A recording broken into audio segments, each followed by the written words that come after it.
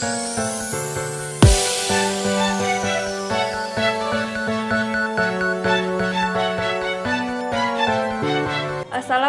warahmatullahi wabarakatuh. Perkenalkan, nama saya Evita Malasari. Saya dari Prodi S1 Ilmu Keperawatan kelas 1C Trimandiri Sakti Bengkulu. Saya akan mempresentasikan materi yang berjudul keseimbangan asam dan basa. Asam. Asam didefinisikan sebagai zat yang dapat memberikan ion H+ ke zat lain yang disebut sebagai donor proton. Sedangkan basa adalah zat yang dapat menerima ion H+ dari zat lain yang disebut sebagai akspektor proton. Suatu asam baru dapat melepaskan proton bila ada basa yang dapat menerima proton yang dilepaskan. Asam kuat.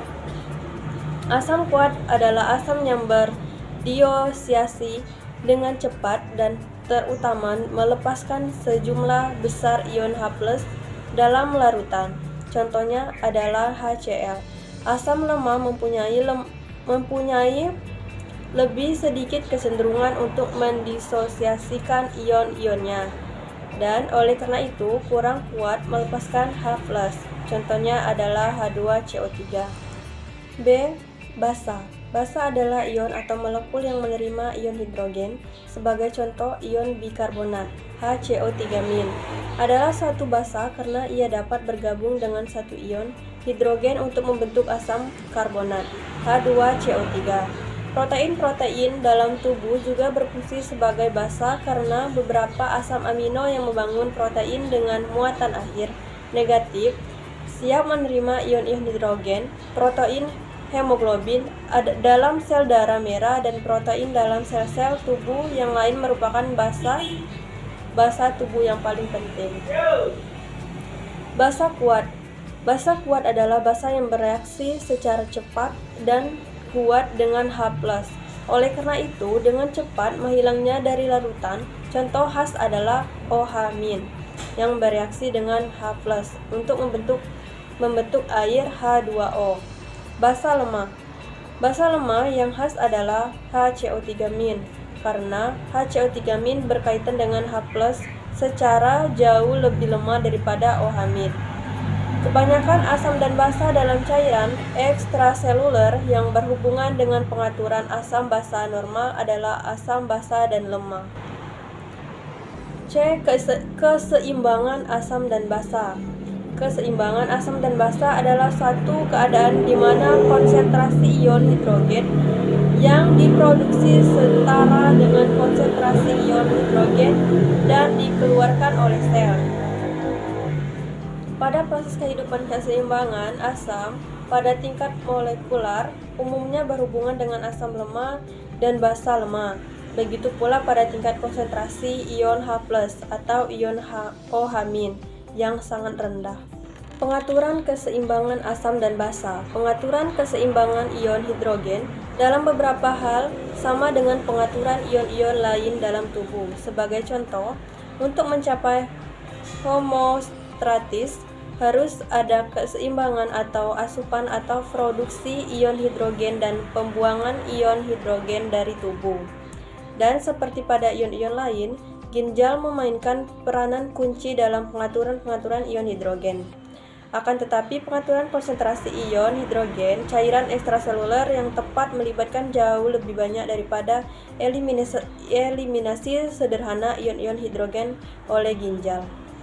Terdapat juga banyak mekanisme penyangga asam basa yang melibatkan darah, sel-sel, dan paru-paru yang perlu untuk mempertahankan konsentrasi ion hidrogen normal dalam cairan ekstraseluler dan intraseluler.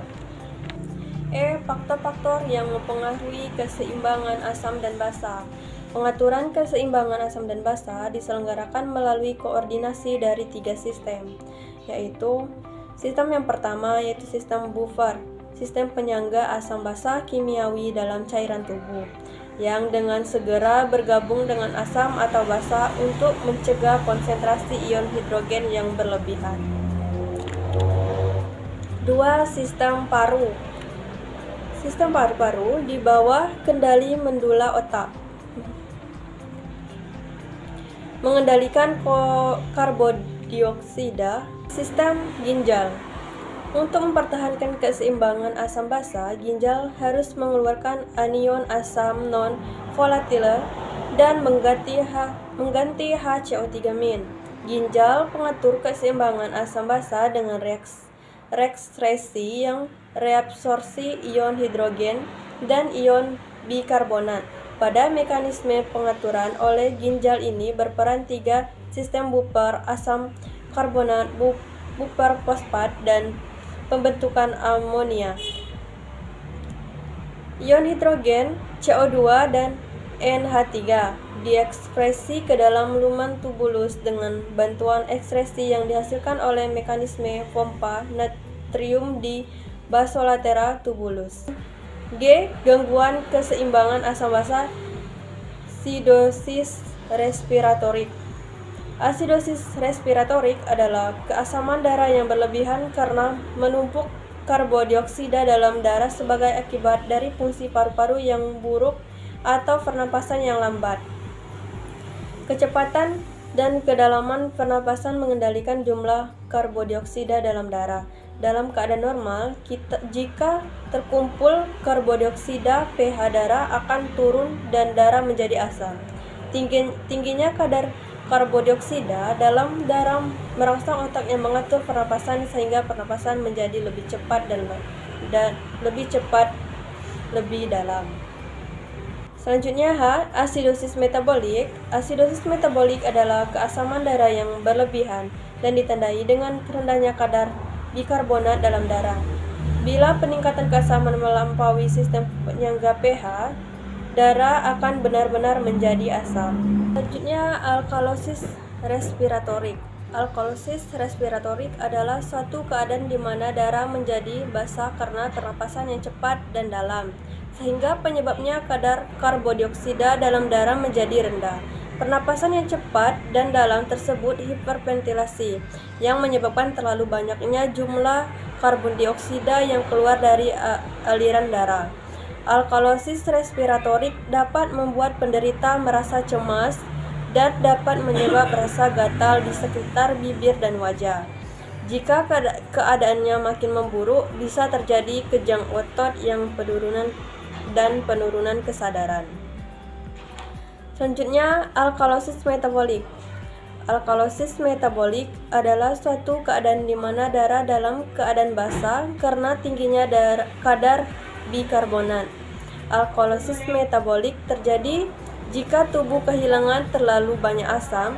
Sebagai contoh adalah kehilangan sejumlah asam lambung selama periode muntah yang berkepanjangan atau bila asam lambung disedot dengan selang lambung.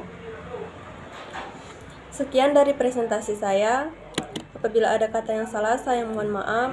Kepada Allah saya mohon ampun. Terima kasih. Assalamualaikum warahmatullahi wabarakatuh.